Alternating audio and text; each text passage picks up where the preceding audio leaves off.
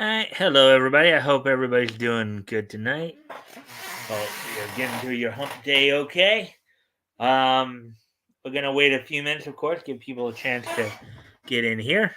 Um, let's see. How I would on Moon Mesa, where the cowboys roam, everyone wants to live by the code of the West. On Moon Mesa. Yabba dab, yabba dab, yabba dabba doo doo. We are the Flintstone Kids. Yabba dab, yabba dab, yabba dabba doo boo. We are the Flintstone Kids.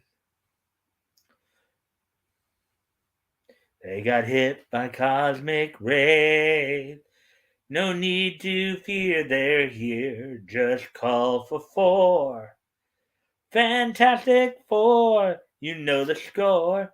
Fantastic Four. Reed Richards is elastic. Sue can fade from sight. Johnny's a human torch. The thing just loves to fight. All for four. Fantastic Four, you know the score. Fantastic Four. Let's see what else. When Captain America throws his mighty shield, all those who oppose his shield must yield. In the red and the white and the blue it comes true when Captain America throws his mighty shield.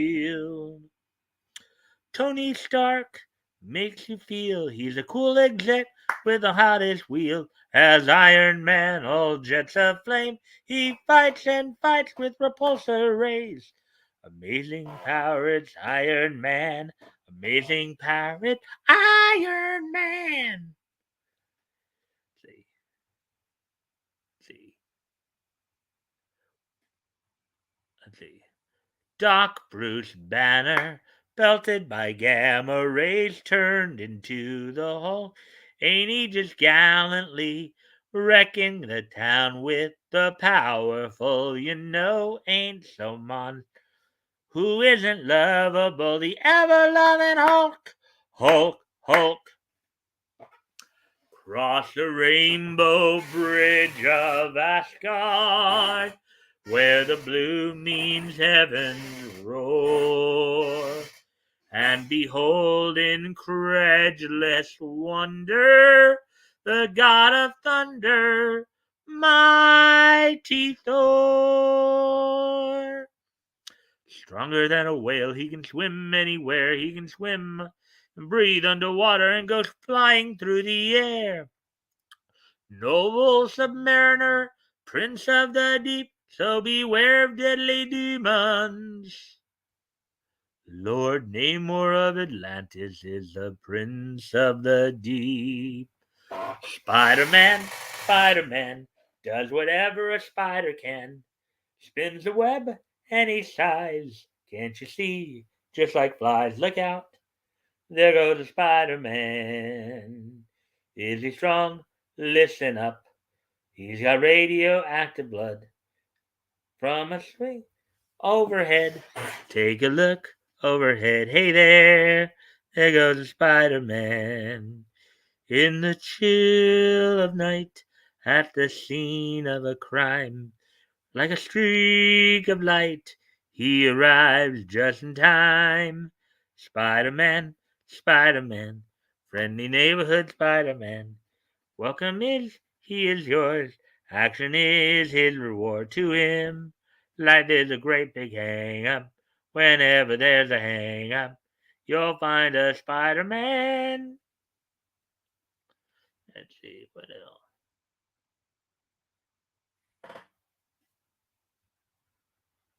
Fantastic. Fantastic. We walk around in circles, walk around in. I know you need to walk around in circles, walk around circles, walk around in circles. Yes, you do. I know you need to walk around in circles, walk around. How rich can you get? You're never gonna know till you met this young boy. Richie Rich is his name. His bank account is as rich as his name. Bank account is as rich as his name. That's rich. Richie Rich. Casper, the friendly ghost, the friendliest ghost you know. He laughs and plays, sings and dances all day. Casper, the friendly ghost, the friendliest ghost you know. Let's see. Little Lady Katie goes kaboom. Faster than a speeding bullet. More powerful than a locomotive. Able to leap tall buildings in a single bound. It's a bird. It's a plane. It's Superman. It's Superman. Man of Steel, Superman. Do do do. Do do do. Do do do do. Do do do do. Do do do. Do do do. Well, hello, it looks like we have a second person here. All right. Well, I guess we can get started a little early then here. So here's what's on tap for tonight. We got 10 articles to read over tonight, as well as as well as of course some stuff from the world of wrestling. Among the stuff from got 6 anime related stories we're gonna go through tonight and 4 comics related, including Haikyuu set its release date for its special anniversary story. Let's see. What else do we have on tap for anime here? Let's see. I can find. Let's see. There's a season.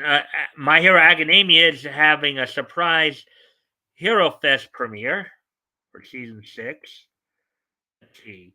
Um, the new the new movie from Attack on Titan director Tetsuo Araki and Madoka Magical writer again Orobuchi Bubble.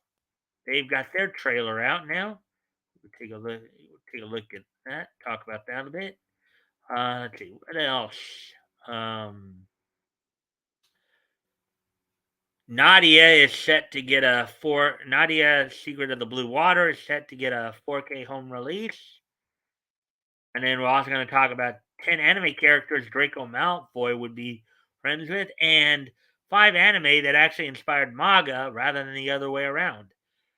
Also on tap for tonight on the comic side of it, we got quite a bit of DC news and some Marvel news, including DC's doing a X-Men homage to DC's doing an X-Men homage at one point here with a Days of Future Past inspired variant cover. Let's see, what else? In the latest Spider-Man reboot, he's going to be getting not only a new costume, but a new vehicle designed by Green Goblin. And on the DC side of it, of course, there's a new promo out for Aquaman's adult-only series release, as well as going to get a look at some of the artwork on the male version of Raven. Also, as I said, we got some WWE and AEW news to go over. So we will get to that in mere moments as soon as I get everything back to where it was.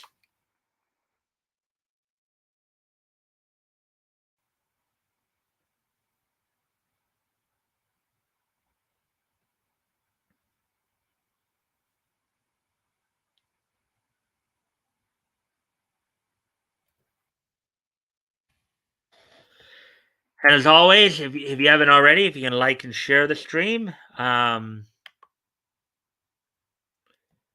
can like and share the stream, see if we can get some more friendly people in here. Also, if you have anything you'd like to comment on or ask about, feel free to do so.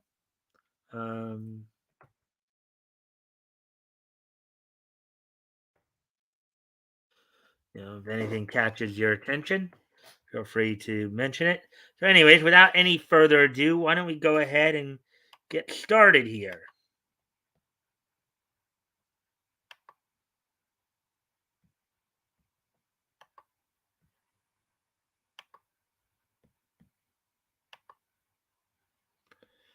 Alrighty then, so here we go.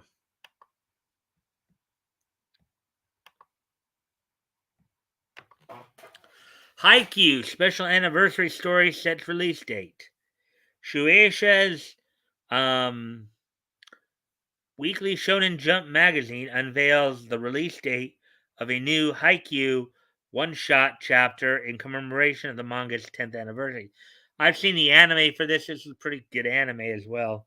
A good underlying story about an underdog type character. So, article by Hansini Wasalamudalige, published 15 hours ago. So here we go. A new Haikyuu one-shot chapter celebrating the volleyball manga's 10th anniversary is set to be released on April 25th. Shueisha's Weekly Shonen Jump magazine revealed the release date in this year's 20th issue of the publication. The new story will center around what life is like for Shoyo Hinata and Tobio Kageyama and the rest of Haikyuu's cast in 2022. It will be around the length of a regular chapter, coming to around 19 pages, with the inclusion of a center color page. So my guess is that at some point in the future, maybe after, or at least up to date, future in terms of from when the point of the manga started. Obviously, is where they're at right now, whether or not they're in school or graduated or on the pro circuit or what have you. So, I guess we'll find out real quick here what they have in mind.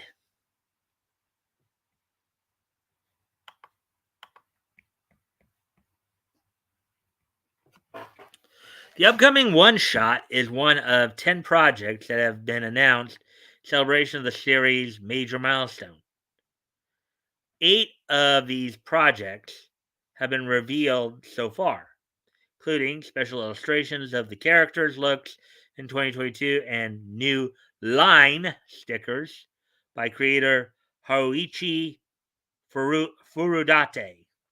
An exhibition titled Haikyuu Exhibition Final that was held in Tokyo between February 16th and March 11th, and a new digital full color and remixed versions of the manga. Fans can also find a special memorial book outlining Haikyuu's decade-long history, and a new radio web drama called Karasumo High School Broadcasting Club, following the daily lives of the cast, which began airing on February 28th. A live volleyball match will also take place in August 2022, which fans can watch in person or stream online. Very interesting.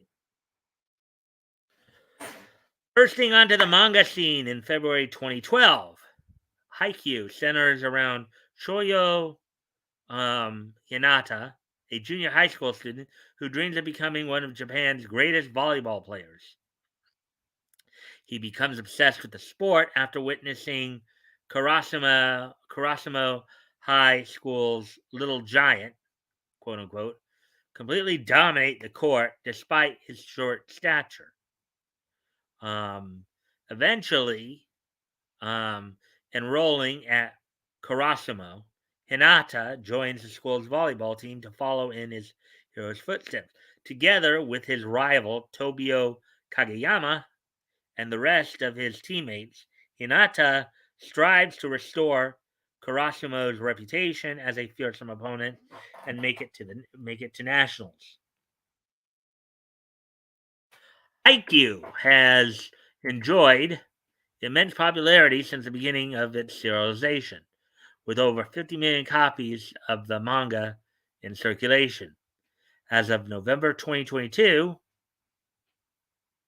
okay, that's later this year, the success of the series skyrocketed when an anime adaptation produced by Production IG was announced, which has since become one of the most beloved sports anime of all time. 4 seasons of the show have been released, with the 4th chapter chronicling the adventures of the Karasumo team at the highly anticipated National Volleyball Tournament.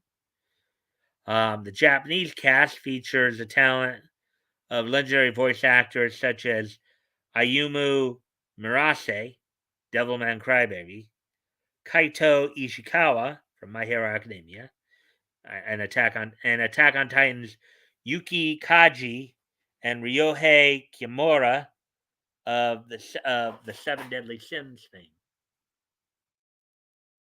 All 4 seasons of Haikyuu are available to stream now on Crunchyroll.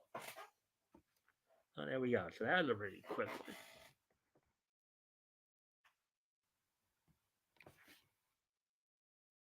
All right, so getting ready to.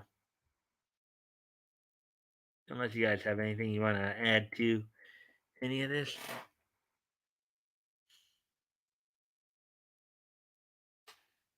Yeah, doing the next article. Let's see where we're.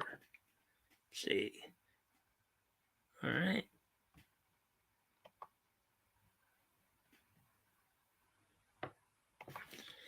Alrighty then. So, with as I said, if you have anything you'd like to add to the conversation or ask about, feel free to do so.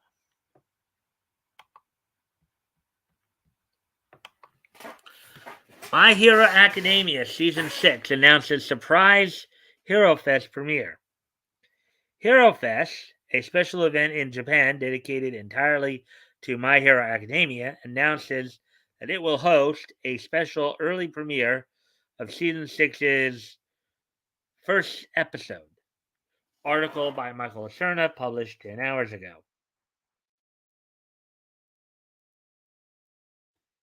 The My Hero Academia focused Hero Fest will premiere the first episode of Season 6 a few months before it is actually available anywhere else.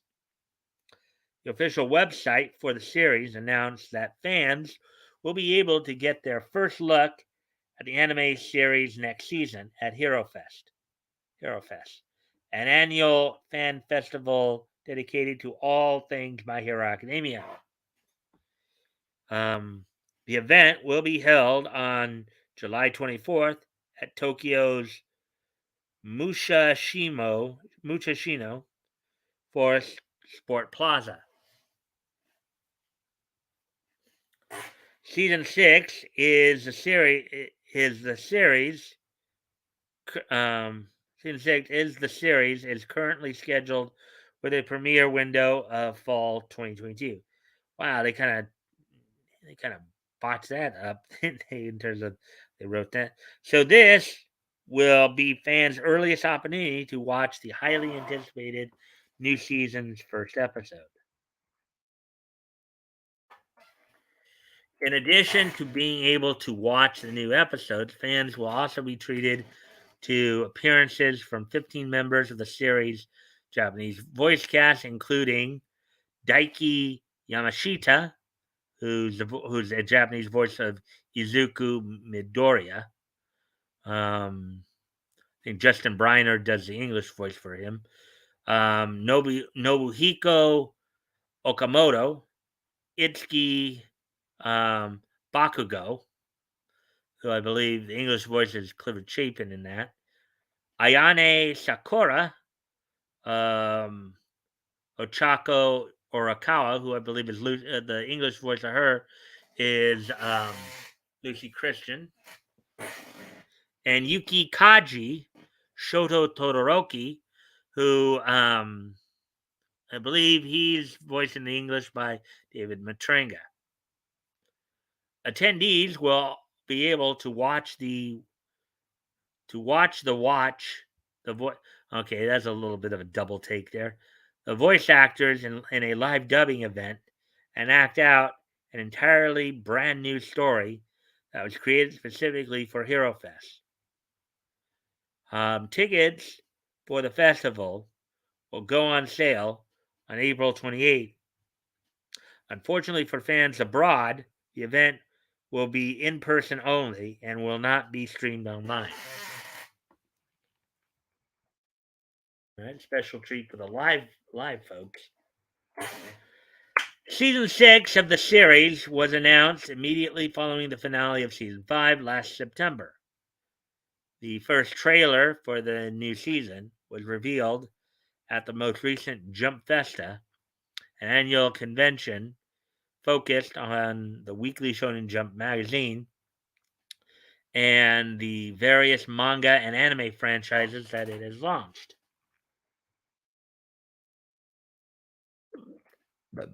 Excuse me.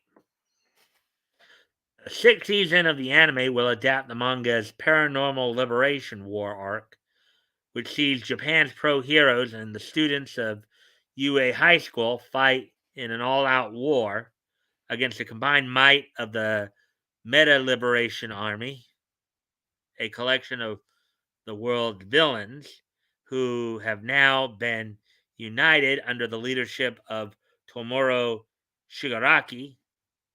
Most of the promotional material for the new season has been focused on the long-awaited showdown between the series' main protagonist, Izuku Deku Midoriya, and his twisted rival, Shigaraki, whose powers were boosted at the end of the previous story arc.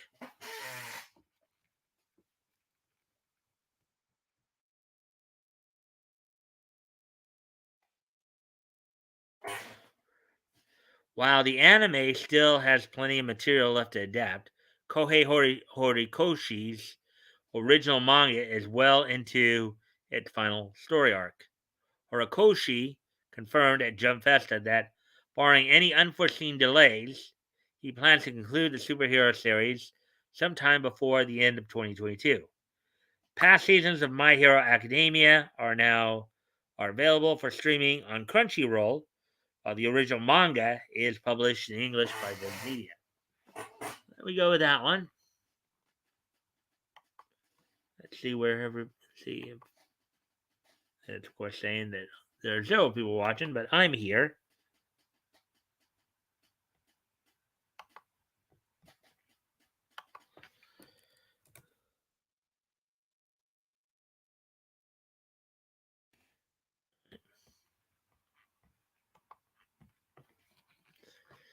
Fair to move on to the next story here. Oh yeah, that one right there.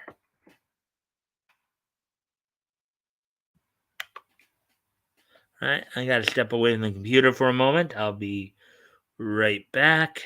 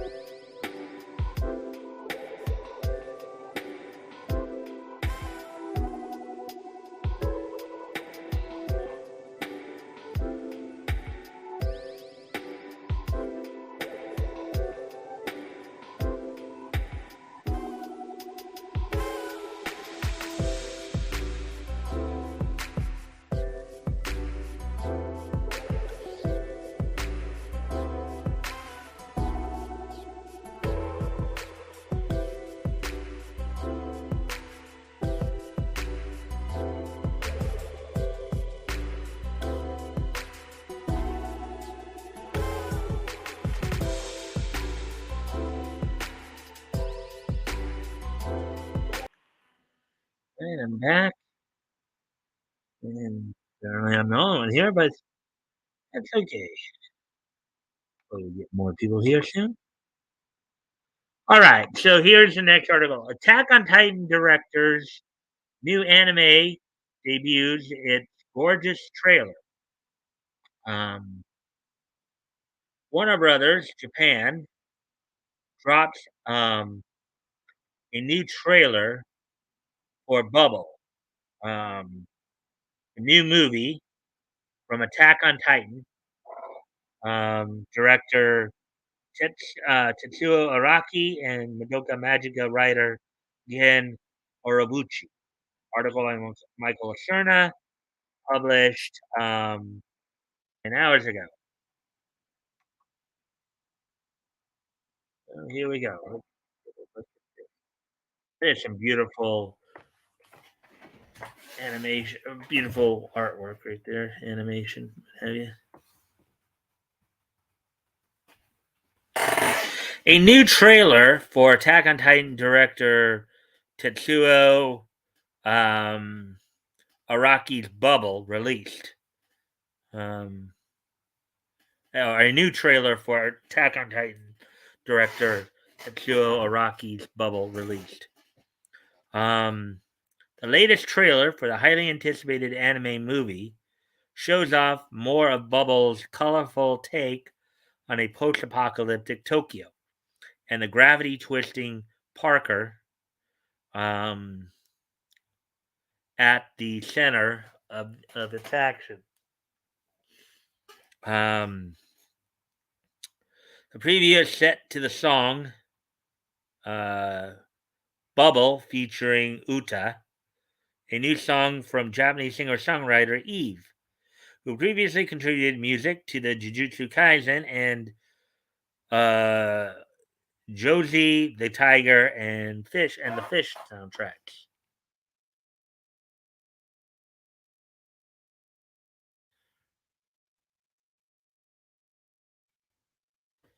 Expectations for Bubble are extremely high, as the film is being produced by a team that includes some of the biggest names in the anime industry. Film is being helmed by director Tetsuo Araki, who is best known for his work on the first 3 seasons of Attack on Titan anime. Gen Orobuchi, the writer behind Puella Magi Madoka Magica, penned the movie story. Bubble's characters were designed by Takeshi Obata, who previously created the art for the Death Note and Platinum End manga. The movie is being produced at Wit Studio, a critically acclaimed animation company behind hits such as Vivi Fluorite Eyes Song, Ranking of Kings, and the new Spy Family anime adaptation. Genki Karamura, who previously worked on Your Name and Belle, serves as the movie's producer. Oh, this gonna probably be a big hit. Some of these names you put out there, big. The movie stars Jun Shizon as its protagonist Hibiki. Shizon previously starred in the live-action adaptations of Anohana, The Flower We Saw That Day, and The Way of the House Husband. Bubble will also feature the voice acting debut of Japanese pop singer Riria, who will portray the film's mysterious female lead Uta, and will also perform the movie's ending theme, Jane Madane, roughly translated, Bye, see you later. Riria was personally selected for the role by director Araki. The film will also feature the talents of voice actors Mamoru Miyano from Death Note and Chihaya Furu, Tatsuku Hadanaka from My Hero Academia, and Yuki Kaiji, Aaron, who is the Japanese voice of Eren Yeager in Attack on Titan.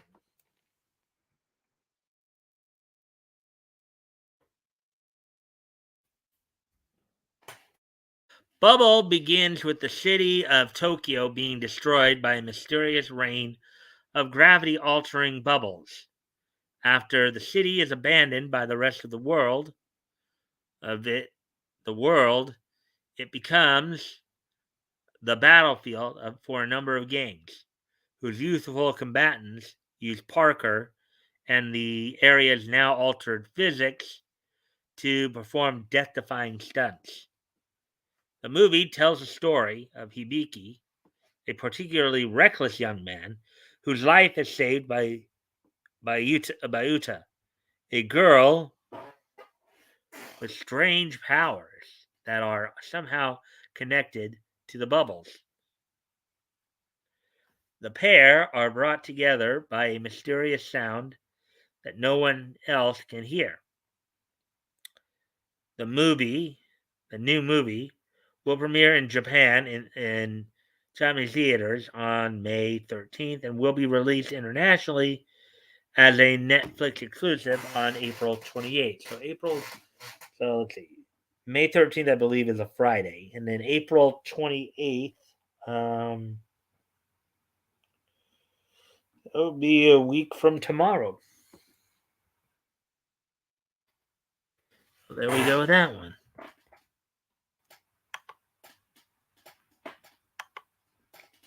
Let's see.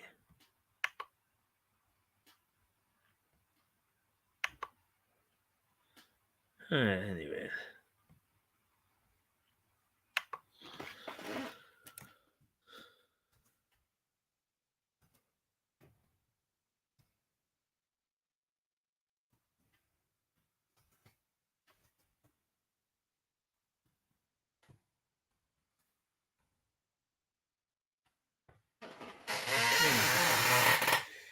Anyways, okay, so I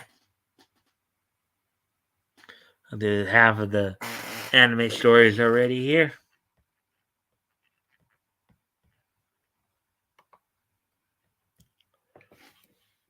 I'm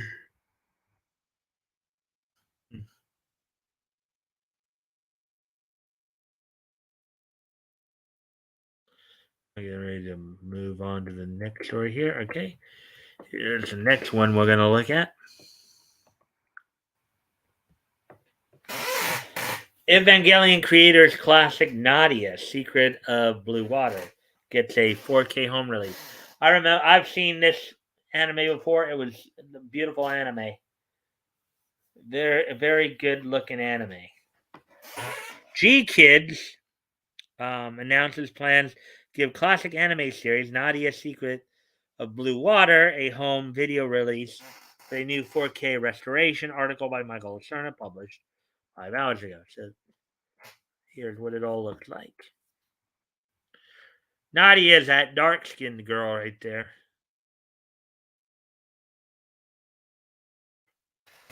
G-Kids announced a new 4K re-release of Evangelion creator Hideaki Anno's first televised anime series, Nadia, the Secret of Blue Water.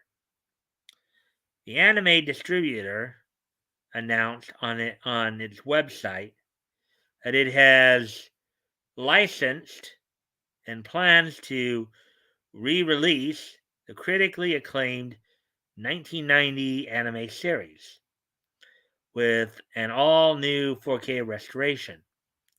All 39 episodes of the classic anime will be remastered when G-Kids releases the series sometime for the end of 2022. The new remaster will be the first time series will be available in 4K and will make the show officially available again after being out of print for some time. The series was first brought to North America by the now defunct localization company ADV Films. It was later re-released on Blu-ray in 2014 by Sentai Filmworks. Now, Sentai, as I've said before, Sentai Filmworks is, in essence, it's kind of the successor to ADV. They picked up a number of their, now granted, Funimation also bought up a whole bunch of ADV's properties, but Sentai pretty much picked up a lot of not just their properties, but their staff too. So in essence, for all intents and purposes, Sentai is kind of the successor to ADV. Ah, hello. Hey guys. Hey Mike, how you doing? All right, just getting through some anime articles here. Let's see. Hey there, Woody. Hey Mike. Hey, Toys. Let's see. Notice me, Sentai. uh, morning, Woody. And if you guys haven't already, if you guys can like and share the stream so we can get some more friendly people in here, that'd be appreciated. Also, if anything here catches your attention, feel free to comment or ask about it. If I can answer the question, do my best to do so. So, anyways, getting back to this article here. Um, Production of Nadia, The Secret of Blue Water infamously caused animation studio Gainax to lose money, but the series is now widely regarded as one of the best anime series of the early 90s. The show was based on a story concept by Studio Ghibli director Hayao Miyazaki, which was developed into a series by Gainax. The anime was the first full-length TV series to be directed by Hideaki Anno and features many of the staff that would later join him on the production of 1995's seminal Neon Genesis Evangelion, including co-director Shinji Higuchi of Shin Godzilla and Shin Ultraman fame, and character designer Yoshiyuki Sadamoto of Fooly Cooly and Summer Wars fame. Evangelion was originally envisioned as a direct sequel to the series, but was eventually turned into an original story after Gainax could not secure the rights to the show from NHK, Japanese TV network that originally broadcast the anime.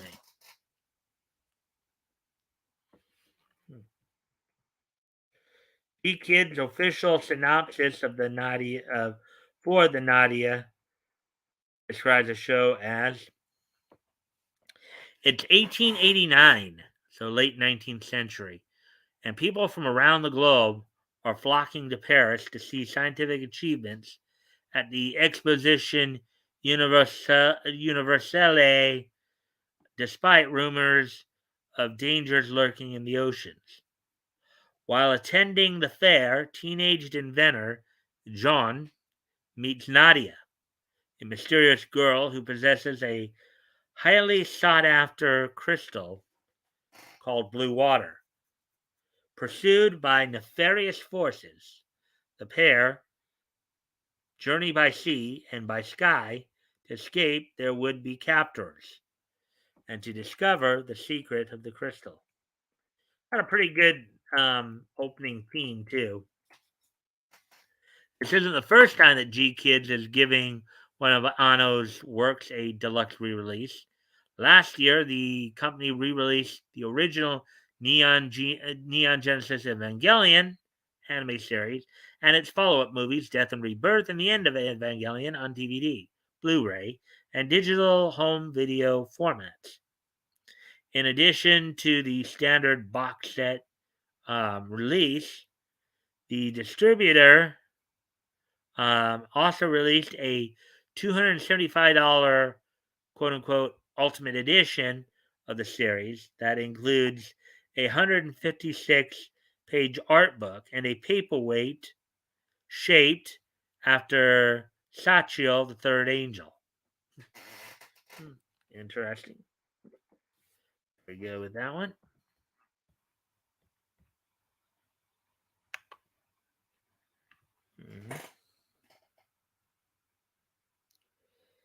Sounds like Breaking Bad Blue Crystal. Okay. If you say so, Woody. Anyways, so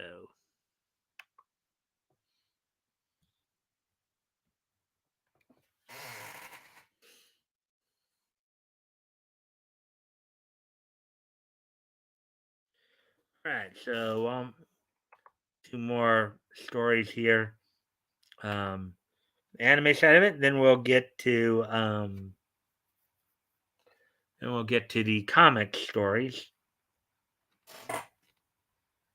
Right, so here we go. 10 anime characters Draco Malfoy would be friends with. Draco Malfoy was a villainous bully and struggled to find his place in the wizarding world. Several anime characters would identify with his story. Article by Jahan V. Shaw, published 5 hours ago. So Draco Malfoy is a little blonde kid in the middle there. Let's see. Of the guys I can recognize, let's see. I recognize Hiei. I recognize Kabuto. Others I'm not completely sure of.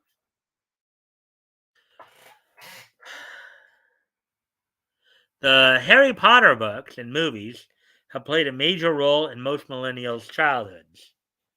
The wizarding world of Harry Potter has enchanted audiences worldwide, from Diagon Alley to Hogwarts and beyond. These stories have created a fascinating world for children and teens alike.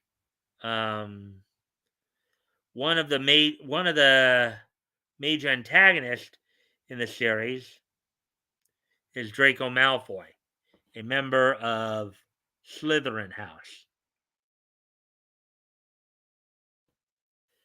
Draco is a selfish and bratty child who is who is a typical daddy's boy. Draco's character development is one of the best character arcs in fiction. He learns to think and choose for himself. He made some interesting friends. He'd make some interesting friends in anime.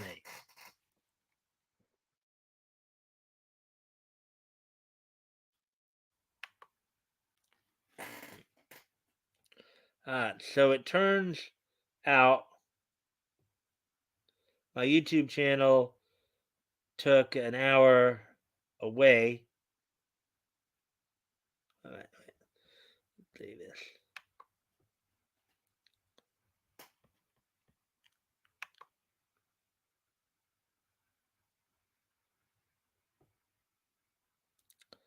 All right. Laugh out loud. So it turns out my YouTube channel took an hour away from my wife's class. Apparently, one of her classmates recognized my voice when I asked her something and she wasn't muted. Oh boy, toys, that's funny. Uh, I'm sure the teacher was real thrilled to hear to know that one. uh, Anyways, let's get back to it right here. Okay, number 10 of 10 here. Zuko has a similar arc, Avatar The Last Airbender. So, guy Zuko, I guess, with the blotchy left side there. Avatar The Last Airbender follows the story of Aang, the only remaining airbender after the Five Nations endeavor to capture and rule the entire world. Zuko is the current Fire Lord's son, who was sent on a mission to find, capture, and kill the Avatar, who was lost for a century. Zuko is the epitome of the angry young man. Both Draco and Zuko have terrible daddy issues. that make them who they are. While Zuko's actions are to appease his father and earn his honor back, Draco's are to save his skin. The two would make fast friends in their adult life. 9 of 10. Dobby was neglected by his father too. From My Hero Academia. Oh, look at that guy. Dobby, whose real name is Koya Todoroki, is Endeavor's son and the eldest of the Todoroki siblings. So Dobby is Shoto's older brother, it looks like, in My Hero Academia. Dobby didn't live up to his father's ridiculous expectations and was thus thoroughly neglected by him, which led him to foster feelings of resentment and anger.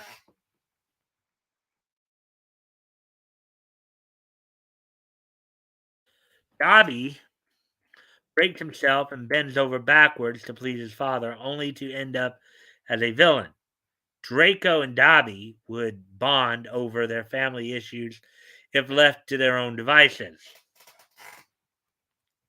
Number 8, Eren has made his share of questionable choices in Attack on Titan. Eren Yeager's who they're talking about here. Let's see if you guys are saying anything new since it is funny. Yeah, teacher wasn't happy.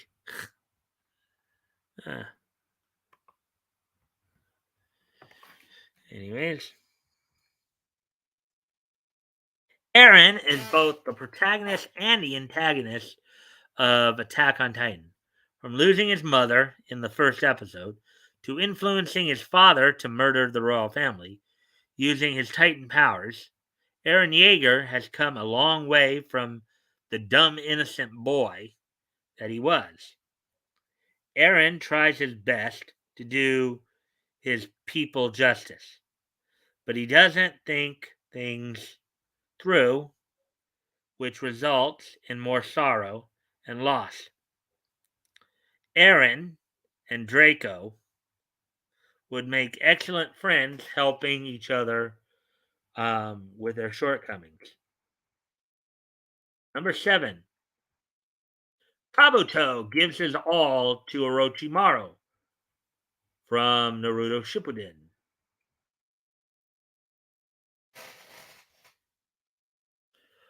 Orochimaru was one of the main antagonists in Naruto and Naruto Shippuden, and Kabuto Yakushi was his ambitious right-hand man.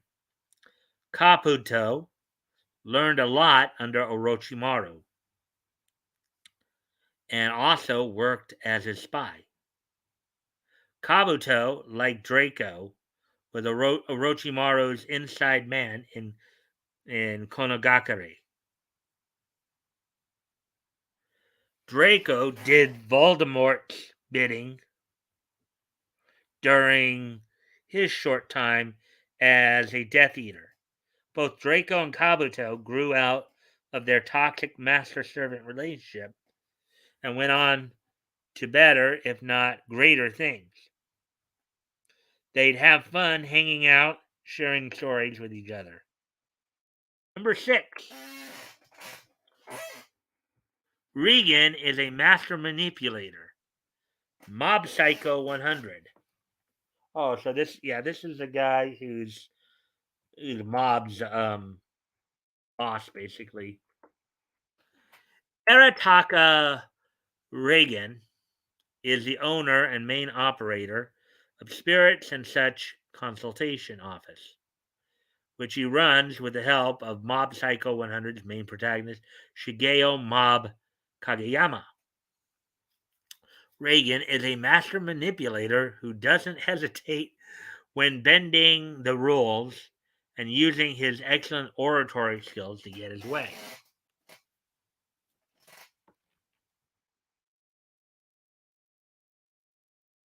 Draco, like Reagan, is also quite selfish and will go to any length to save face. The two would be great friends. Reagan would help Draco with his esteem issues.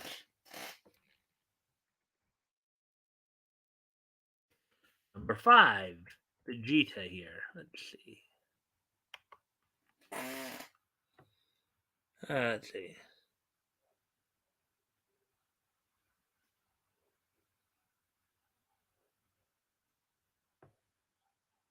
I tagged From and Leto. See if they pop in. Orochimaru. Yeah.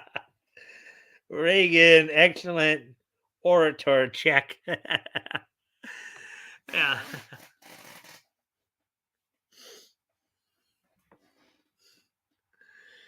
Anyways.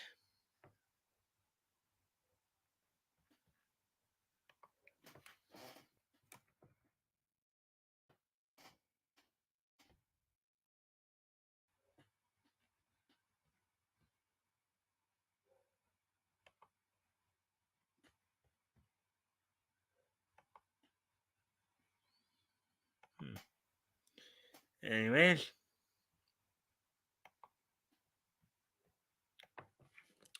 Vegeta also begins as an antagonist. Dragon Ball. Newcomers may take some time sorting through Dragon Ball Super, and Dragon Ball Z. But once they do, they're in for a thrilling time. Vegeta is Dragon Ball's main antagonist in the beginning, and he later gives up his violent ways to live in peace with his family. Vegeta was filled with pride and was egotistical, brutal, and ruthless.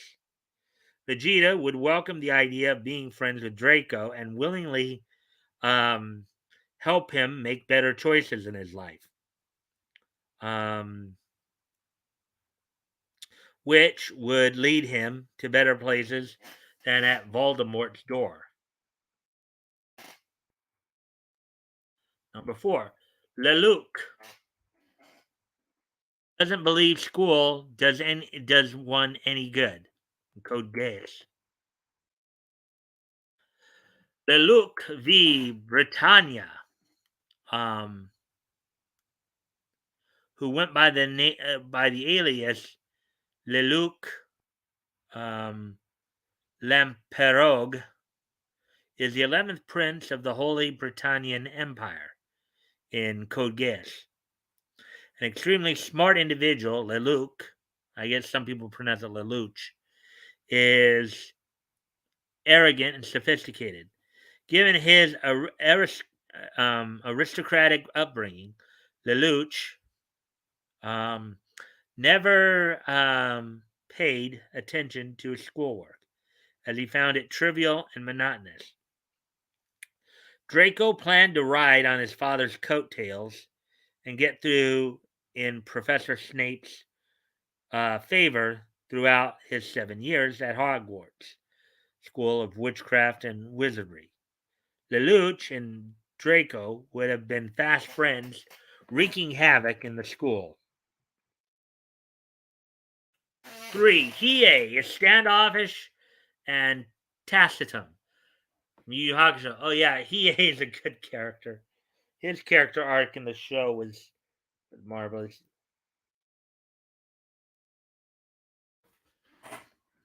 Let's see.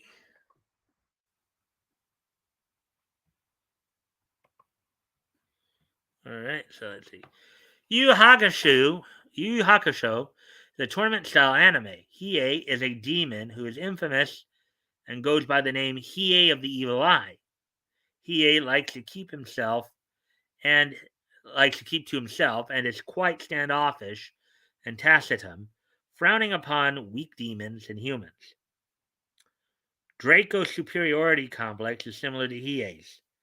After an initial fight for the upper hand, the two, with their opposing personalities, would complement each other. 2. Colt left the dark side too. Hunter x Hunter.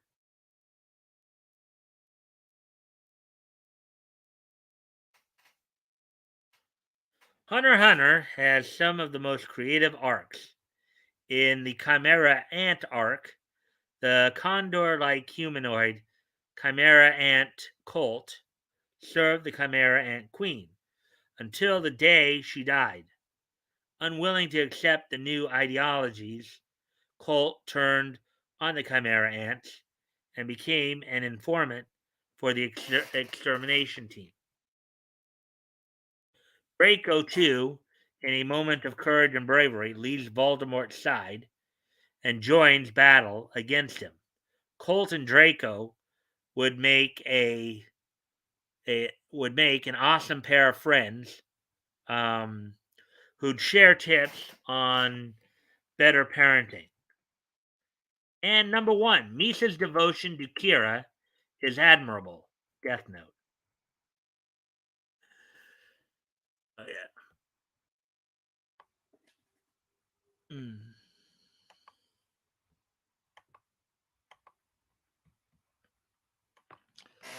Tsugumi Oba and Takeshi Obata's Death Note is one of the most popular psychological thriller anime of the century. Misa Amane is an aspiring actress and model who falls in love with Kira after he kills the man who murdered her family. She offers to help Light um, after finding out he is Kira. Misa eventually ends up succeeding Light as the next Kira. Draco and Misa would make great friends, with Draco's passive and arrogant personality and Misa's hyperactive and cutesy behavior. They'd be an odd pair to look out for. Yeah, and I know particularly with Misa in particular, she's got a bit of a psychotic streak in her. So she's got a bit of a sociopathic streak to her. Anyway, things are getting a little dim here. I'm gonna probably need to go ahead and turn on the light. I'll be stepping away from the computer for a moment. I'll be right back.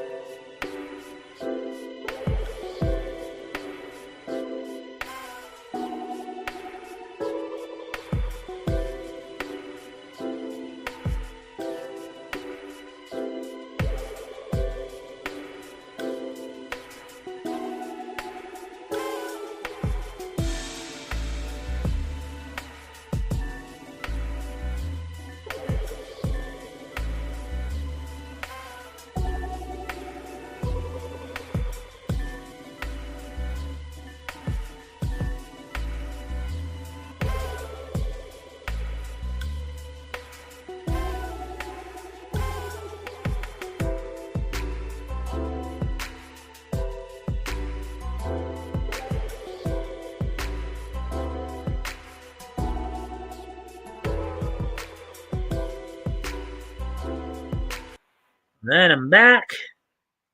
Prepare to get to the last of the anime articles, and we'll get to the comic articles, and then see, we're right at the hour mark. So I think we're making good time here. Well, let's continue on here. So here's the last anime article we're gonna go over tonight. Five anime and five anime that inspired manga rather than the other way around. While the majority of televised anime are based on manga, light novels, or video games, there are several notable exceptions. Article by Christian Gibbs, published 4 hours ago. So, and there's Big O right there on the right, Roger Smith and Big O thing. It's common knowledge among anime fans that the majority of shows are based on already existing manga titles. In many ways, these shows tend to function as a kind of elaborate advertisement for their manga counterparts. Although, of course, numerous other anime are instead based on light novels and video games, among other mediums.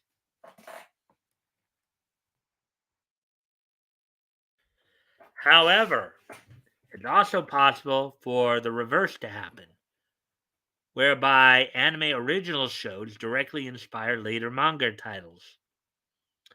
Um, while plenty of viewers know that mega hits such as Cowboy Bebop, Samurai Champloo, Code Geass, Neon Genesis Evangelion, and Madoka Magica are among such franchises. I'm guessing that what they're saying is those are ones that originated as anime before they became manga. Um, here are here are some anime that may surprise some fans to know that they inspired the manga instead of the other way around. Let's see.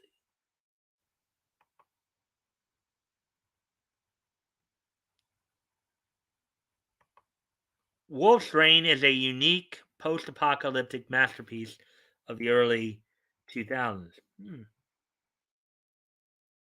I remember Wolf's Rain. They even had it had some cool songs on there too. The opening Stray is one of my favorites. In a dystopian world of desolate landscape and dying cities overrun with poverty, an ancient legend gives hope to the few wolves left, who now disguise themselves as humans. When the world ends, the gateway to paradise will open.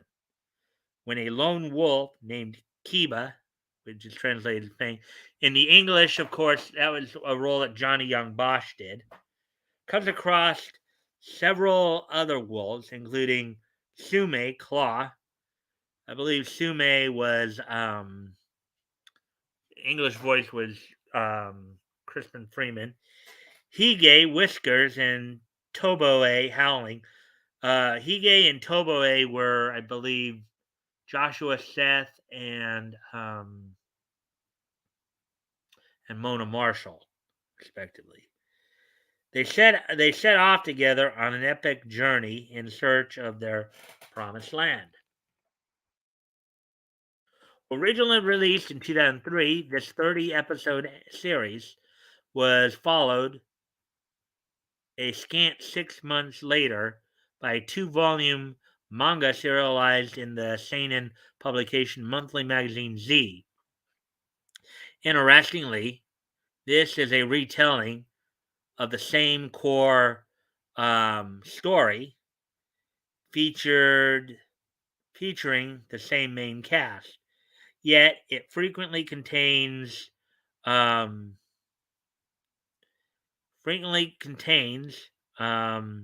completely different events and outcomes, including its ending. Both the Wolf's Rain anime and manga were well received, um, although it's the anime that has earned the most critical acclaim and popularity among Western audiences.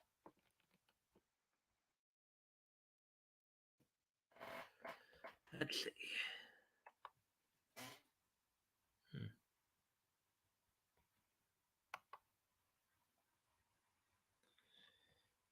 All right. Hopefully, you guys are enjoying the content here.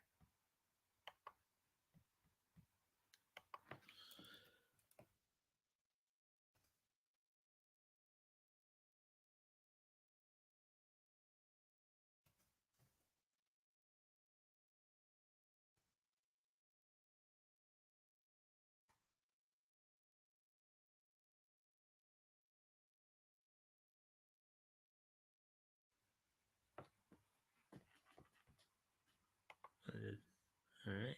so we can.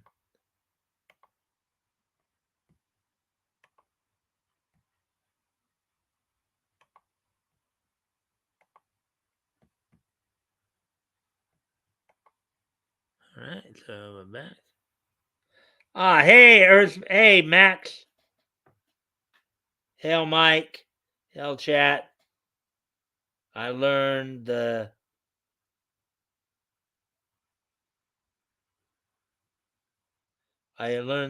fake profo marketing strategy today. All right. Well, okay. And if you can, I don't know if you're on your phone but if you're on your computer and you can like and share the stream, that'd be appreciated. Kill La Kill combines magical girl anime with surrealist action comedy. Matoi Ryuko is a high schooler who has been searching far and wide for her father's murderer. Her only lead is the missing half of his invention, known as the scissors blade. At Honoji Academy, a school brutally ruled over by the student council, Ryuko must fight against student council president Kiruyan Satsuki and her elite four, all of whom possess special uniforms that grant them superpowers. Soon armed with a sentient uniform of her own, Ryuko's mission is to win every fight in order to finally uncover the mystery surrounding her father's killer. Kill La Kill is a 24 episode series that aired from late 2013 to early 2014. Manga was first released in Japan in Young Ace magazine on the exact same day as the first episode of the anime, and it follows the same story with a few relatively minor deviations. Nonetheless, the anime is what first comes to mind for most fans of the series, which received widespread acclaim among both critics and mass audiences, winning several awards during the years of its release. Serial Experiments Lane is one of the OGs of cyberpunk anime. Yes, this was quite surreal in itself as well. That also had a pretty good opening theme as well. Iwakura Lane is a very quiet and highly introverted 14-year-old and one of several girls from her school to receive a mysterious email from a classmate who recently committed suicide, claiming to be still alive in the virtual world of quote unquote the wired. Unfamiliar with technology despite her computer obsessed father, Lane nonetheless finds herself drawn into a realm in which she has trouble distinguishing cyberspace from reality, becoming absorbed by new concepts such as self identity and human consciousness. Oh, oh, oh, oh. And when you're free, Crumb's at work, or she'd be here. She said, okay.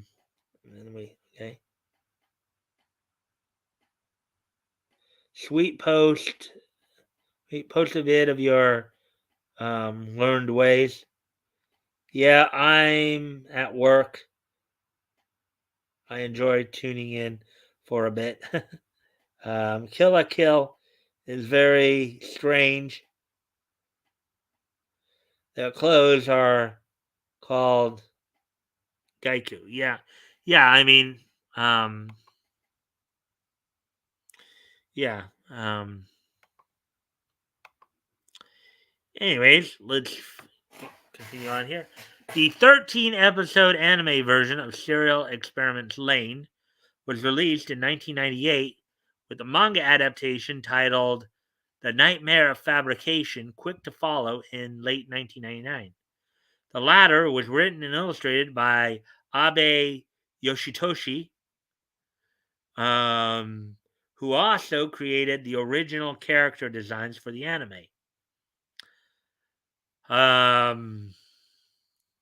Although only an unserialized 18-page bonus short, bonus in smaller quotes there, the Nightmare of Fabrication still finds room to tell a story unrelated to the events of the anime series, featuring both new and familiar characters alongside its exquisitely haunting artwork.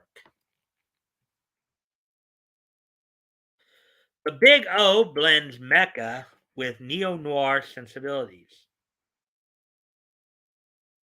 Yeah.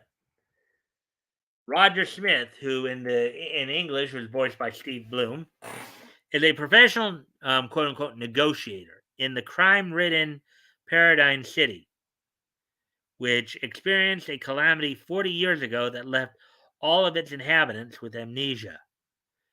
Served by a fiercely loyal and incredibly skilled butler named Norman, a sardonic human-like android named Dorothy, and an enormous mecha called Big O, Roger metes out justice to Paradigm's many villains, slowly uncovering the truth of what occurred those 40 years ago along the way.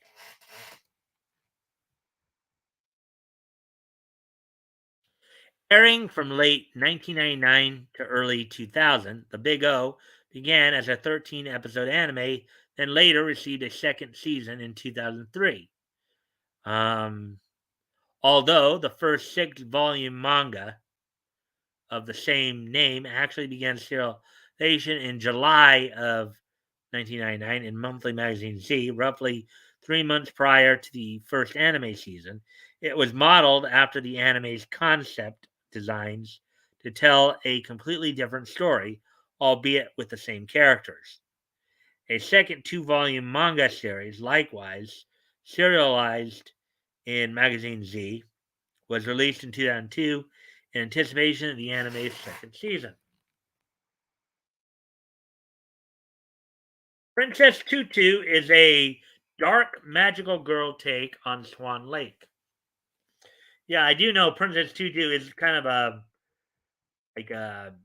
ballet style anime.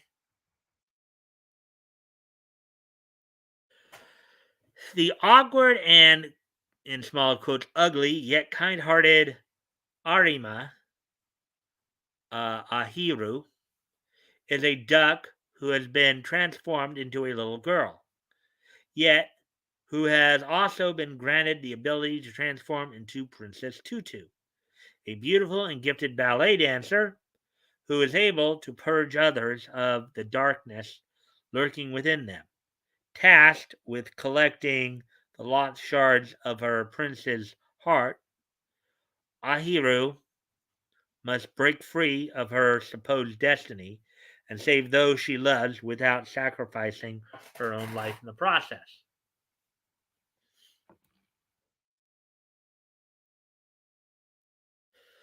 A 2003 to 2003 series comprised of 26 episodes. Okay, either that's supposed to say 2003 to 2003, or 2002 to 2003, or 2003 to 2004, or just 2003. 26 in total. Princess Tutu anime began airing in Japan just 3 days before the release of the 2-volume manga, which was serialized in the shonen magazine Champagne Red. Although Princess Tutu's subversive anime has been widely praised, the manga differs dramatically in both focus and tone. Um, while it follows most of the same characters, manga artist Shinonome Mizuho stated within the interviews included at the end of the volumes that she had never seen the anime nor knew much about its story, leading to a vastly different tale. Alrighty then. So there we go with that one. We will get to the comic stories here in a moment.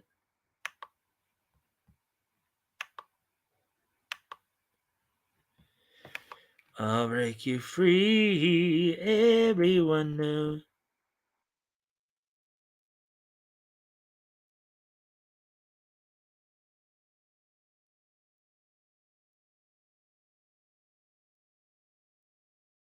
Right. The big O. Yep, the big O. So, anyways, now getting to the comics portion of the articles read here. There'll be 4 of these.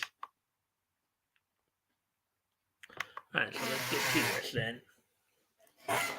Aquaman's adults only series releases an absolutely stunning promo.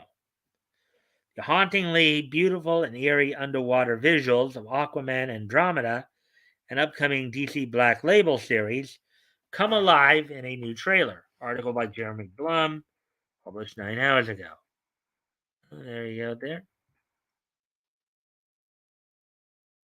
Aquaman Andromeda, an upcoming 3-issue DC Black Label series that reimages the King of Atlantis with an eerie thalassic veneer, received a new trailer that shows off the series' gorgeous artwork. Posted on the DC Twitter account, the trailer offers a glimpse at the immense underwater environment drawn by artist Christian Ward of Suicide Squad, Invisible Kingdom, as well as Aquaman's new Greco-Roman inspired look. According to writer Ram V of our Savage Shores and the Swamp Thing, Aquaman Andromeda reinvents Arthur Curry as a new force the world has yet to encounter, and the book's vast ocean setting promises to play with themes of pressure and cosmic horror.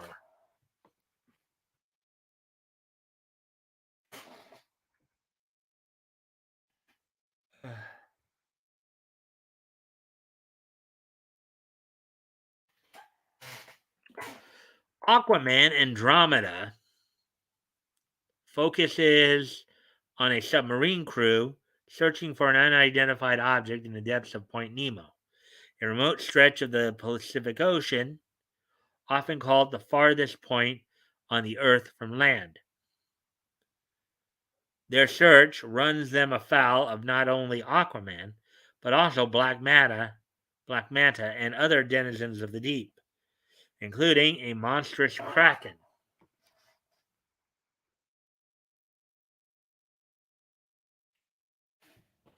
Exploring the huge remoteness of Point Nemo and dealing with cosmic horror themes with international choices to take Aquaman in an unexplored direction, Ram V and Ward said in an interview with CBR in February, quote, I looked at all of the stuff that had come before and I said, in smaller quotes, what can we do that hasn't been done? Unquote, V said. Quote, obviously there have been a lot of great stories. Generally, the Aquaman stuff has tended to veer towards sort of this magic and fantasy route. I wanted to see if we could drop it into a different genre and make it work. Unquote.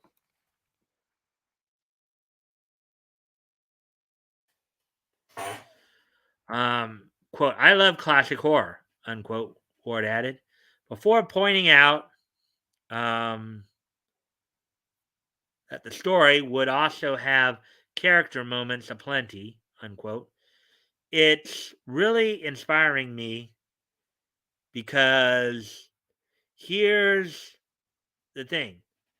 You can have all these visuals and every kind of excuse to go really out there with your wow factor on a page. But if the integrity of the story and the drama of the characters isn't there, it just falls apart. It's like a big Hollywood movie. Lots of special effects, but no good script. With Ram's stuff, the stuff that I'm enjoying drawing is not the big cosmic underwater stuff. It's the character interactions with the crew that you're going to meet. It's been a real pleasure. It's been a blast so far. Unquote. Aquaman Andromeda #1 goes on sale on June 7th. So that was a pretty quick article there. That was a pretty quick article.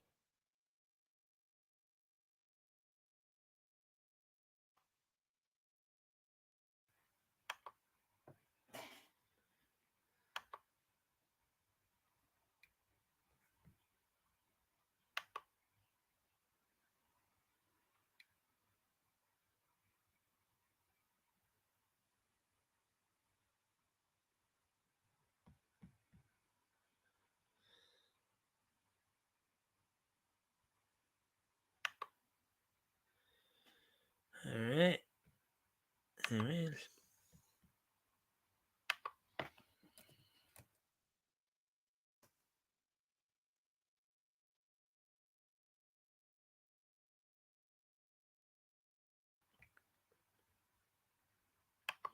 All right, so here we go with the next article here.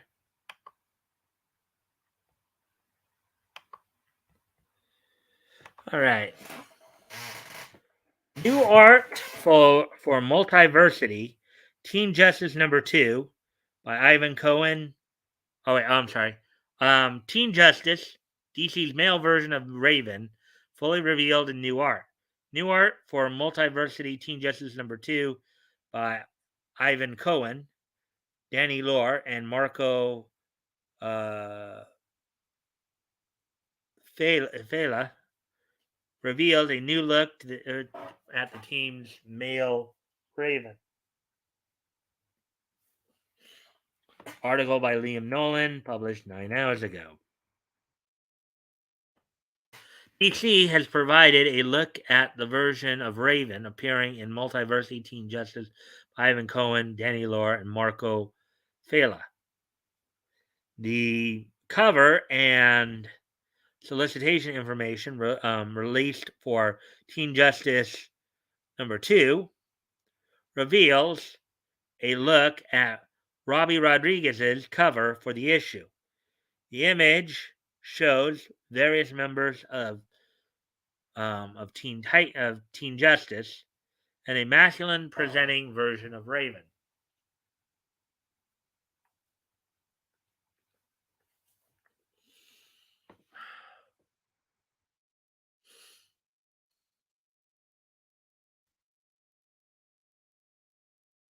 Created by Marv Wolfman and George Perez, Rachel Roth Raven first appeared in 1980's DC Comics Present #6. The daughter of the demonic Trigon, Raven has a number of powerful abilities. However, her most recognizable is likely her empathy, which gives her the ability to manipulate the emotions of others. Raven is best known for her time as a Teen Titan, and she's appeared in various adaptations of that team's adventures. Tegan Croft plays Raven in the live-action Titans TV series, while Tara Strong has voiced her in many of her animated appearances. Azarath Metrion Zinthos. At this time, there are still a lot of mysteries surrounding this new version of Raven, who hails from Earth 11.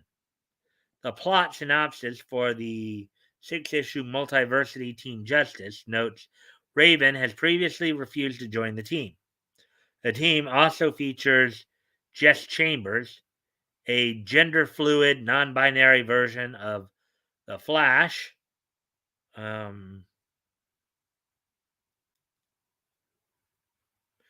That may just be the fastest version of the character yet.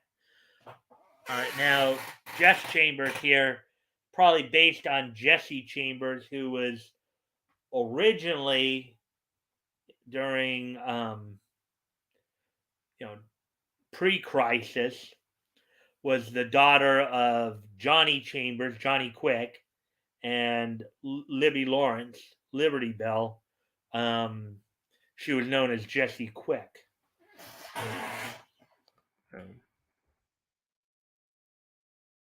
Plot synopsis for Teen Justice number 2 reads, quote, the explosive miniseries starring Kid Quick and their allies shifts into even higher gear as Teen Justice investigates the Church of Blood. When efforts to infiltrate the mysterious church backfire, one hero faces devastating loss. Plus, Supergirl and Robin attract surprising allies when they discover an unexpected mystery. Aquagirl finds herself out of her element, and then some, and an encounter with the Justice Guild threatens the future of Team Justice.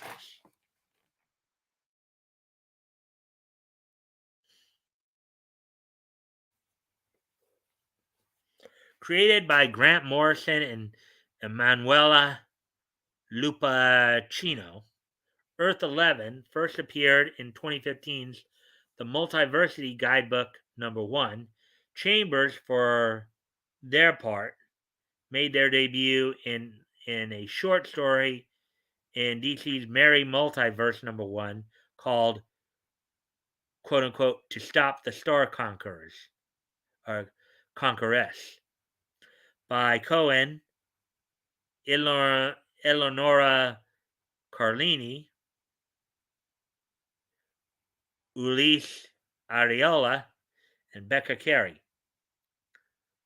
Other members of the gender swap team include Aquagirl, I guess that's supposed to be Jockey or Jackie Hyde, Supergirl, Laurel Kent, Robin, Talia Kane, Donald Troy, and Clarianne, the Witch Girl. The first issue of Teen Justice hit shelves on June 7th. The second follows on July the 5th and will feature a variant cover by Stephanie Hams.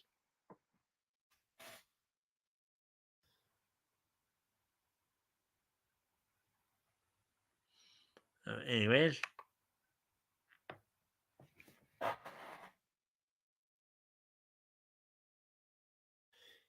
third of the 4 articles we're going to look at here.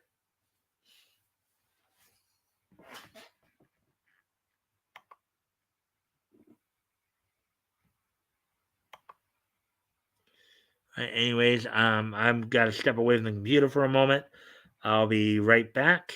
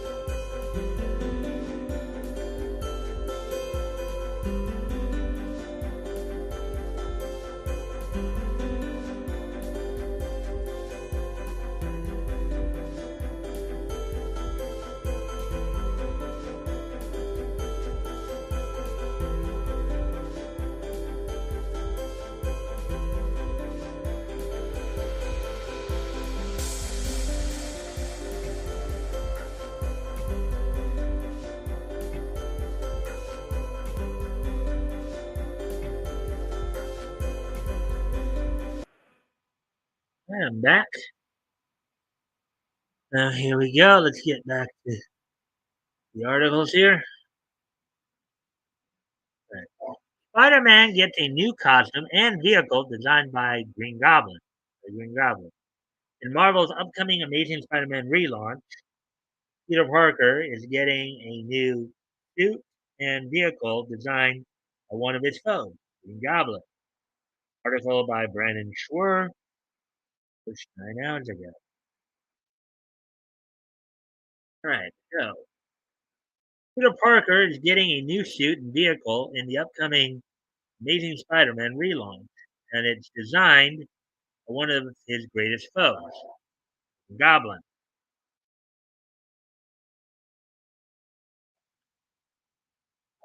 Marvel um, revealed Spidey's new suit and glider, which will be featured in the upcoming Amazing Spider-Man series. Um, comes courtesy of Oscorp, designed by Patrick Gleason. The outfit comes with a digital mask and an egg bomb belt that can release thousands of baby nano spiders onto oncoming enemies. Oh boy, that would be very interesting. Spider-Man, like now, sending off little nano spiders on the as you're running at them.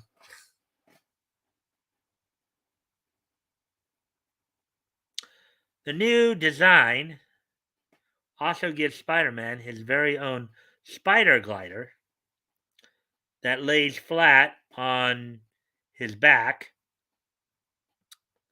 when not being used and can additionally function as a rocket pack and miniature lab rover.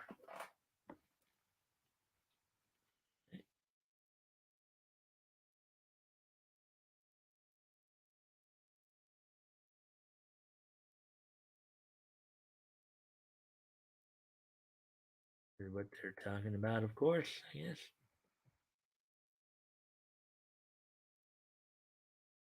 Spider-Man's Oscorp suit will appear in Marvel's upcoming The Amazing Spider-Man number 7 and 8, both of which released in July and come from writer Zeb Wells and cover artist John Romita Jr.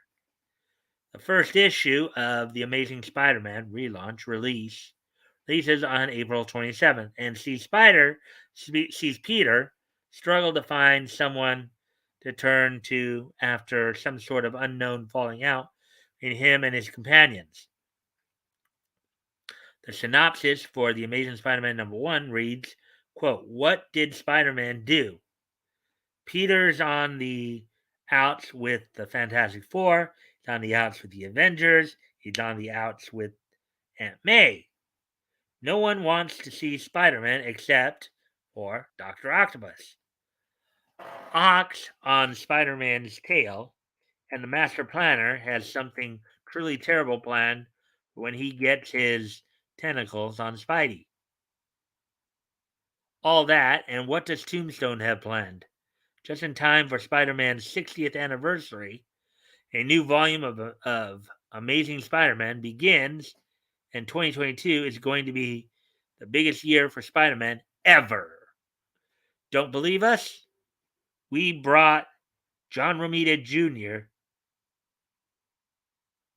back just for this. Marvel previously announced that the new Amazing Spider-Man run will introduce a deadly new mega villain called the Sinister Adaptoid, a single entity that has all the combined powers of the Sinister Six. Quote, Zeb and Ed are trying to do the impossible. Top Lee and Ditko's Amazing Spider-Man number 1. Amazing Spider-Man editor Nick Lowe previously said of the new series. Quote, and that's not the only thing that number 900 has, including some shocks that are going to make you say, What were they thinking? Unquote.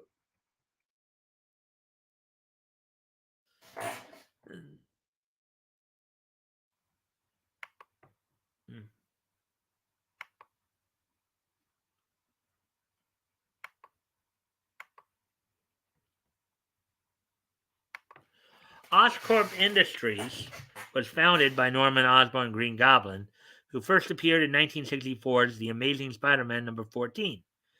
Green Goblin has traditionally been portrayed as one of Spider-Man's greatest foes. Although the two have worked together at times in the past, in 2020's Spider-Man: The Sins of Norman Osborn one shot, the two nemesis had no choice but to form a partnership in order to stop the villainous Kindred, who was later revealed to be Osborn's son, Harry. The Amazing Spider-Man number 7 comes from Wells and Romita Jr. with a design variant cover by Gleason and goes on sale July 6th. The Amazing Spider-Man number 8 also comes from Wells and Romita Jr. and goes on sale July 27th. There we go with that one.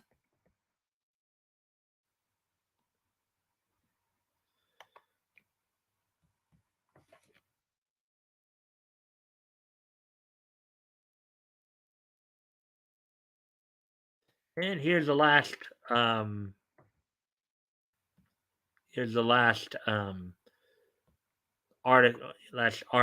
comics article, last article we're going to read tonight here.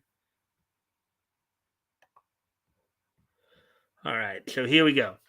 DC homages the X-Men with a Days of Future Past inspired variant cover. Deathstroke and his son Respawn take center stage in a cover for the upcoming Shadow War Zone one-shot that homages the Uncanny X-Men number 141. Article by Jeremy Blum, published 7 hours ago.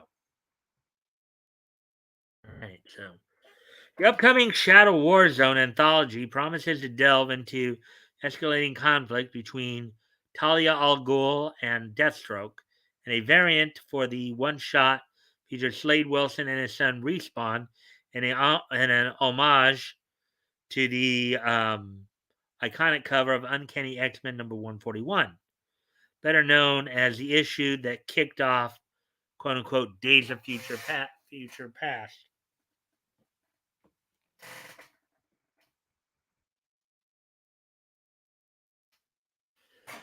The variant, illustrated by Howard Porter, shows Deathstroke and Respawn standing in front of a wall of mugshots,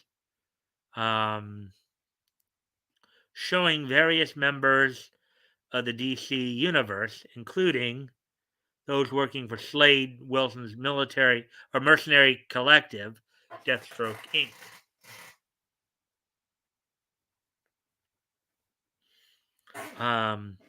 Only a few characters are marked as quote unquote at large, while most are quote unquote slain, including Ra's al Ghul, who was killed by Deathstroke impersonator in the pages of Shadow War, Alpha number 1.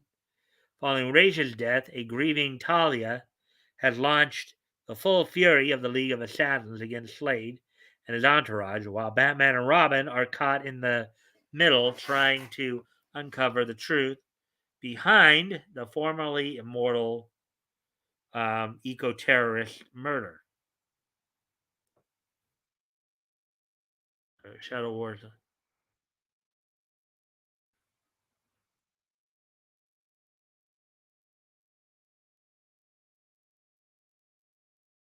There you go, right there.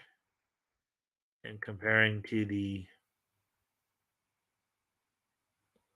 Marvel comics they talked about there.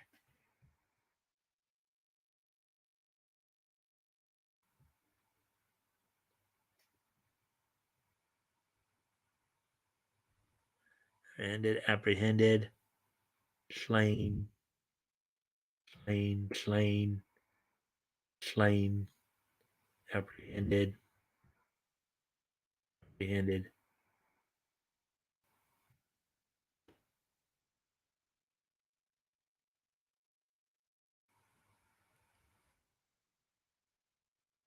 Uncanny X-Men number 141, originally published in 1981, featured a similar cover with Wolverine and Kitty Pryde standing in front of a wall of posters.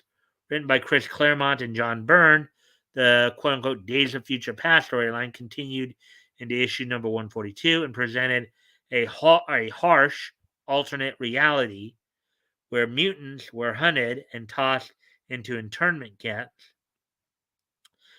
Its gritty dystopian vibes would cement it as one of the most celebrated X-Men stories of all time, which was also later in the early in '92 was also adapted to the small screen, the TV, on the X-Men the animated series, 92, 93, around there. Eventually inspiring the 2014 film of the same name, the cover of the Uncanny X-Men number 141, illustrated by Byrne and Terry Austin, would also go on to fuel countless comic book homages, even appearing as a variant for an issue of Archie's Kevin Keller series in 2014. Shadow War Zone features a bevy of stories tying into the current Shadow War storyline, embroiling issues of Batman, Deathstroke Inc., and Robin. These include Old Friends, unquote, which is written by Joshua Williamson and illustrated by Otto Schmidt. The story focuses on Black Canary's clash with Angel Breaker, an assassin and former friend enlisted by Talia Deathstroke. Quote unquote Inner Demon, another tale in anthology featuring written by Nadia Shamas and penciled by Sweeney Boo, offers a glimpse at the younger years of Talia when she made a secret pilgrimage to Lazarus Island and met her grandmother, the powerful Mother Soul. Shadow War Zone number 1 goes on sale May 17th from DC.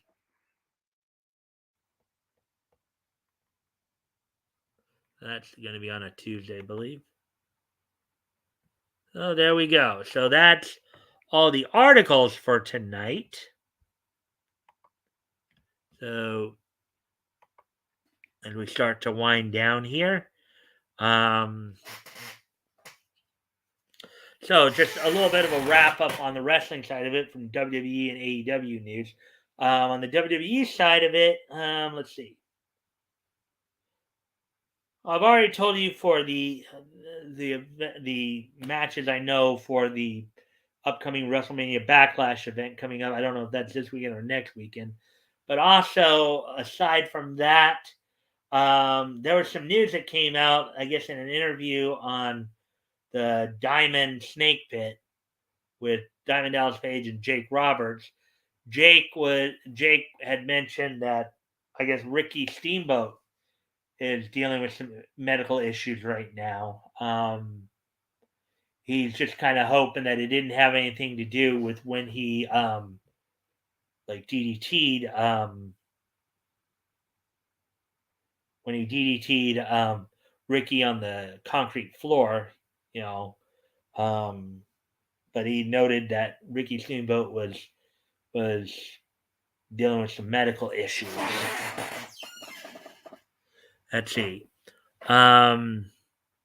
Also on AEW Dynamite tonight, the main event is going to have a coffin match featuring Darby Allin taking on Andre El Idolio. Andre the Idol, I think is how it's pronounced. Also, let me see. Dr. Britt Baker, DMD, makes her return to Dynamite after her loss to Thunder Rosa. She challenges, as she takes on, I know her first name is Danielle, in a Owen Hart tournament qualifier. Let's see. CM Punk is going to be taking on Dustin Rhodes and much more is going to be going on. Also, it's been announced, I believe, this Friday night on Rampage, Jade Cargill will be defending the TBS championship against recent newcomer Marina Shafir, who also recently made it into the Owen Hart tournament. So that's all the news I got for you guys tonight. So I think it would be a good time to start wrapping up here. Let me just kind of remind myself of some things here before we get going.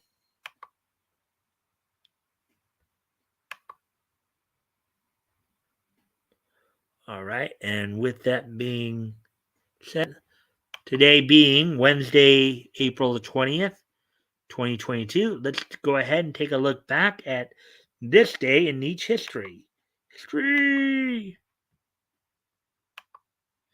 And the first thing I would, of course, like to do is I'd like to wish a happy 70th birthday to Mark Schiff.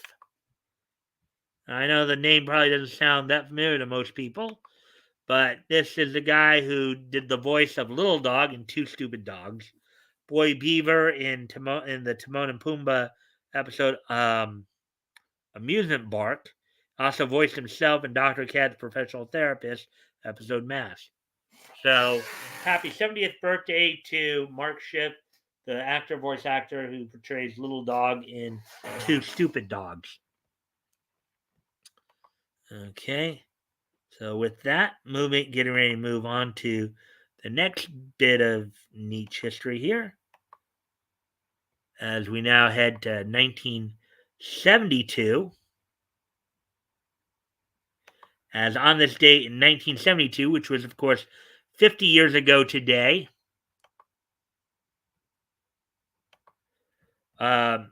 Richie Rich Riches, the first issue of Richie Rich Riches from Harvey goes on sale on this date back in 1972 for 25 cents. It's 48 pages. On this date 50 years ago today, the first issue of Richie Rich Riches goes on sale from Harvey Comics on newsstands for a quarter, and it was 48 pages.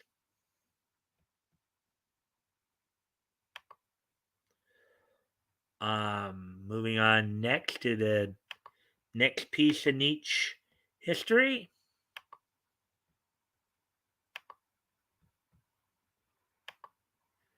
On this date in 1997, WWF would hold its 14th In Your House pay-per-view event, Revenge of the Taker, from the War Memorial Auditorium in Rochester, New York. The night saw, of course, in the main event, saw Steve Austin defeat Bret Hart by DQ. Also, Undertaker would retain the WWF Championship over Mankind in a battle of future tag team partners. Jesse James, a.k.a. Road Dogg, would defeat Rockabilly, a.k.a. Billy Gunn, with Honky Tonk Man in his corner. The Legion of Doom would defeat Owen Hart and British Bulldog in a match for the WWF Tag Team Championship via disqualification. So therefore, they didn't win the title. And Savio Vega would defeat Rock via countout in a match for the Intercontinental Championship. So there you go. So 25 years ago today, Revenge of the Taker took place, in which you saw Steve Austin defeat Bret Hart via disqualification. Undertaker retaining the WWF Championship over Mankind. The Rock would retain the Intercontinental title via countout loss, and Owen Hart and British Bulldog would retain the WWF Tag Team Championships via disqualification, and then the battle of future tag team partners, Jesse James and Rockabilly, aka Billy Gunn. So now, and one final piece of niche history to go through as we go forward to 2000. Oh, night toys. Thanks for dropping in. Oops. Thanks for dropping in. Thanks for the like and share. And the last piece of niche history here. On this date, 20 years ago today, the following anime movies, Shin-El Animation's Crayon Shin-Chan, The Storm Called the Battle of the Warring States, and TMS Entertainment's Detective Conan, The Phantom of Baker Street, both premiered on this date in 2002. 20 years ago today, the anime movies Crayon Shin-Chan, The Storm Called the Battle of the Warring States, and TMS Entertainment's Detective Conan, The Phantom of Baker Street, both debuted on this date in 2002, 20 years ago today. And I thank you all for being here. A couple of quick reminders, of course. First off, this Friday's our weekly look back at comics history. This Friday with Batgoat joining me, we'll be continuing our look at December 1938. We'll be looking back to feature Quality Comics feature Funnies Volume 1, number 17. We'll be reading, of course, the features The Clock, and Espionage with Black X, and whatever time permitting, a few other stories as well. Also, a week from this Saturday, on the 30th, Saturday, April 30th, I'll be on Critical Blast channel, doing an interview promoting the channel. So I hope you guys will join me there as well. Anyways, I hope to see everybody back here tomorrow. Bye.